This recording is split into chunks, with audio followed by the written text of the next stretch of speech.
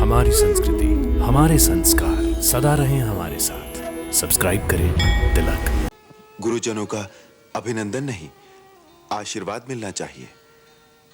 गुरुदेव, आपसे मिले ज्ञान और अस्त्र शस्त्रों की शक्ति से ही हम उन दुष्ट निशाचरों का नाश कर सके। यही तुम्हारी महानता है राम। सब कुछ करते हो, पर कर्ता का अहंकार तुम में नहीं आता। किसी पर दोष लगाकर दंड देना तो सभी को आता है, परंतु वो पतित पावन जो किसी गिरे हुए को उठा सके, विरला ही होता है। ऐसे महामानव के चरणों को छूने से सारे पाप नष्ट हो जाते हैं। इसलिए इस शिला को अपने पवित्र चरणों से स्पर्श करके एक अभागन का उद्धार करो राम।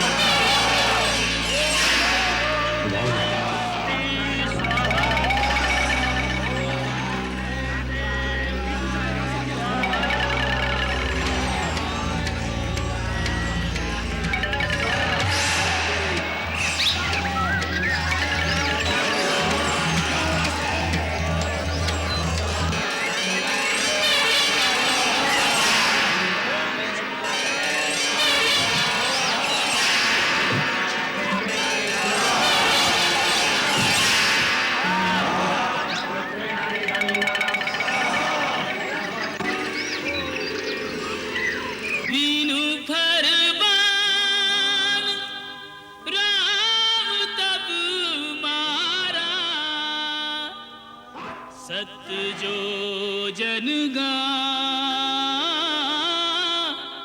सागर पारा।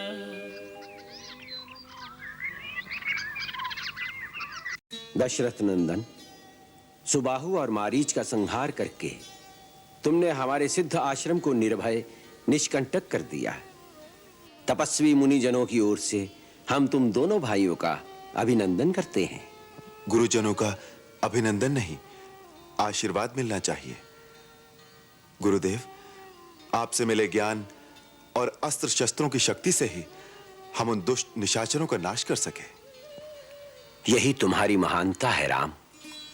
सब कुछ करते हो, पर कर्ता का अहंकार तुम में नहीं आता। तुम्हारी सदा जय हो। महामहिम के चरणों में सादर प्रणाम। कल्याणमस्तु। गुरुदेव, मिथिलेश्वर महाराज जनक के एक विशेष सामंत कुछ शुभ संदेश लेकर आपकी सेवा में आए हैं। दर्शन की आज्ञा चाहते हैं। उन महानुभाव को अतिथि कक्ष में ले जाओ, उनका सत्कार करो। उनसे मिलने हम वहीं आएंगे। हमें ये जानकर प्रसन्नता हुई कि महाराज जनक अपनी पुत्री राजकुमारी सीता का स्वयंवर रचा रहे हैं। मुनिवर, आपके आशीर्वाद से उनका यह शुभ कार्य निर्विघ्न संपन्न हो, उसके लिए महाराज ने आपसे विशेष प्रार्थना के लिए इस दास को भेजा है। हम विदेहराज जनक का आमंत्रण पाकर बहुत प्रसन्न हुए। महाराज को हमारा आशीर्वाद। उन्हें कहना कि हम अवश्य आएंगे।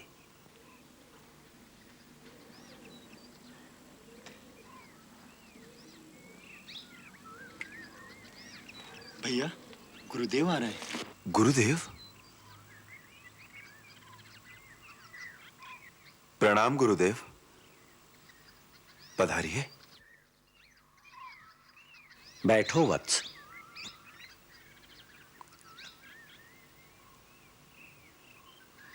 राम, हम तुमसे एक बात करने आए हैं। गुरुदेव, आपने क्यों कष्ट किया? मुझे बुला भेजते, मैं स्वयं आ जाता आपकी सेवा में। तुम्हारे पास आने में कष्ट नहीं, आनंद ही आनंद है राम। तात, महाराज जनक के यहां से न्योता आया है। वो अपनी पुत्री सीता का स्वयंवर रचा रहे हैं, जिसमें उन्होंने हमें भी आमंत्रित किया है। हमारी इच्छा है कि तुम दोनों भाई हमारे साथ मिथिला चलो। राम, इस विषय में तुम्हारा क्या विचार है? गुरुवर्य, आपकी आज्ञा के सामने किसी अन्य विचार का स्थान ही कहाँ है? केवल आज्ञावश ही नहीं वत्स, हम चाहते हैं कि तुम भी उस ऐतिहासिक दृश्य का अनुभव करो जहां आर्यवर्त के हर प्रांत और हर प्रदेश के राजकुमार सीता को पाने के लिए अपना अपना बल, कौशल और पराक्रम दिखाने आएंगे। मुनिवर, स्वयंवर कर तो यही है कि राजकुमारी जिसे पसंद करेंगी उसी के गले में वरमाला पहना देंगी। फिर उसमें बल और कौशल दिखाने की आवश्यकता ही कहाँ है? इसलिए कि महाराज जनक ने सीता के विवाह के लिए एक कठिन शर्त रख दी है। शर्त? हाँ रघुनंदन, कई कारणों से ये स्वयंवर बड़ा अद्भुत होगा। पहला कारण तो ये कि सीता स्वयं ही एक अद्भुत कन्या है, और दूसरा कारण ये है कि महाराज जनक के पास भगवान शिव का एक अलौकिक धनुष है, जो शिव ने देवताओं को दिया था, और देवताओं ने जनक के पूर्वज महाराज देवराज के पास धरोहर रूप में रखा था। सीता को देवी कन्या मानकर महाराज जनक ने यह निश्चय किया है कि सीता का विवाह किसी साधारण मानव से नहीं हो सकता, और उन्होंने शर्त रख दी कि जो शूरवीर उस महान शिव धनुष को झुकाकर उस पर प्रतंचा चढ़ा देगा, उसी के साथ सीता का विवाह होगा। उसी चमत्कार को देखने के लिए तुम हमारे साथ मिथिला चलो, यही हमारी इच्छा है। अहो भाग्य। तो कल प्रातः ही प्रस्थान करेंगे। जो आज्ञा गुरुदेव।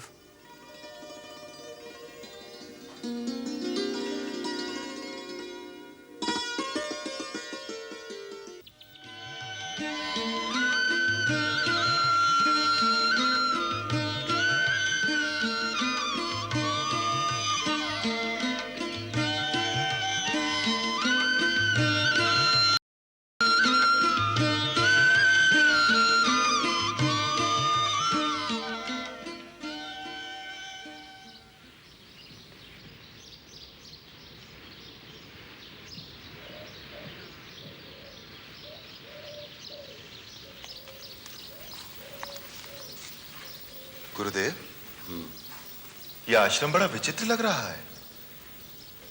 न ही पूरी तरह उजड़ा हुआ और न ही पूरी तरह बसा हुआ। पत्ता पत्ता सूख गया है, परंतु ये तुलसी का पौधा अभी भी हरा भरा है। ये क्या भेद है गुरुदेव? तुमने सच कहा है राम, यह बड़ा विचित्र स्थान है, जहां गौतम ऋषि के शाप से सब कुछ उजड़ गया, परंतु एक तुलसी का पौधा अभी तक इसलिए जीवित है क्योंकि एक नारी की आत्मा यहां पर वास करती है। एक नारी की आत्मा? हां, एक अभागन नारी, जिसके साथ एक पुरुष ने छल किया और दूसरे ने उसको दंड दिया। ये कैसी अद्भुत कथा है गुरुदेव? ये कौन लोग थे जिन्होंने ऐसा किया? दो महान पुरुष, एक देवताओं का राजा इंद्र और दूसरा उसका पति महान तपस्वी ऋषि गौतम। पर क्यों? यह एक नारी के दुर्भाग्य की करुण कथा है। महर्षि गौतम की पत्नी अहिल्या परम सुंदरी थी, जिसके कारण देवराज इंद्र उस पर आसक्त हो गया।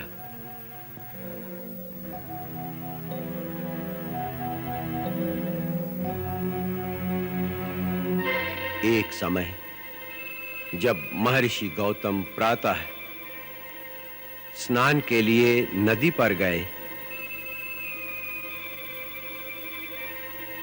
तो इंद्र ने अवसर देखा और अवसर का लाभ उठाने की ठानी। उसने गौतम का रूप धारण कर लिया। गौतम का रूप धारण करने के पश्चात अहिल्या से समागम के लिए वो दबे पांव चुपके चुपके अहिल्या की कुटिया की ओर चल पड़ा। छिपते छिपाते वो अहिल्या की कुटिया में प्रवेश कर गया।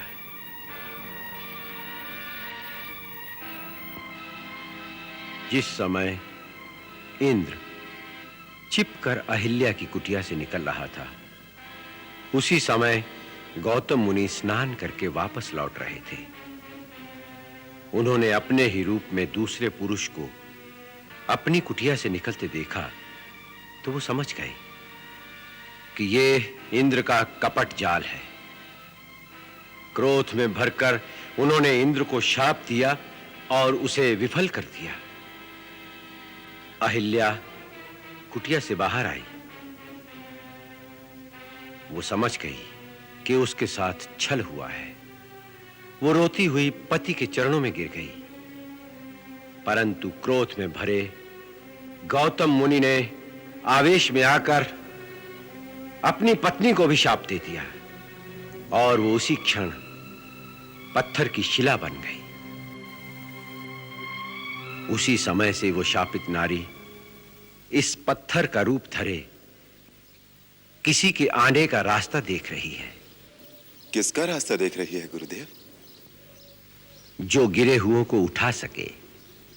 राम, किसी पर दोष लगाकर दंड देना तो सभी को आता है, परंतु वो पतित पावन जो किसी गिरे हुए को उठा सके विरला ही होता है।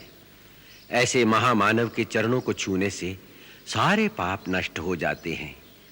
इसलिए इस शिला को अपने पवित्र चरणों से स्पर्श करके एक अभागन का उद्धार करो राम।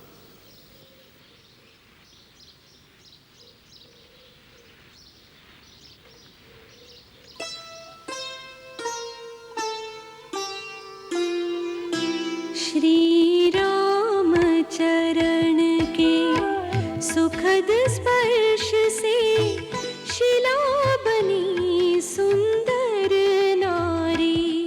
पद पंकज पावन शोक नशावन, पद रज की महिमा भारी। मैं नारी अपावन,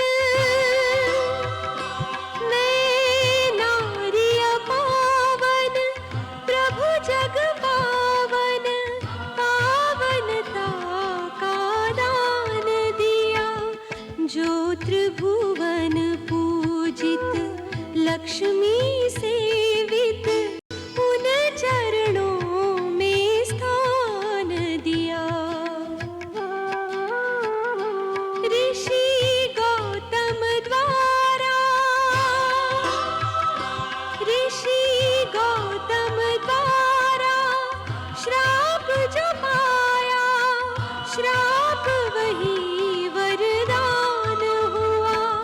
गई तन की जड़ता पाई शुचिता, भाग्य जगे कल्याण हुआ। यही भांति सिधारी गौतम नारी, बार बार हरि चरण परी। जो अति मन भावा सोई बर पावा, गई पति लोक आनंद भरी। गई पति लोक आनंद भरी। गई पति लोक आनंद भरी।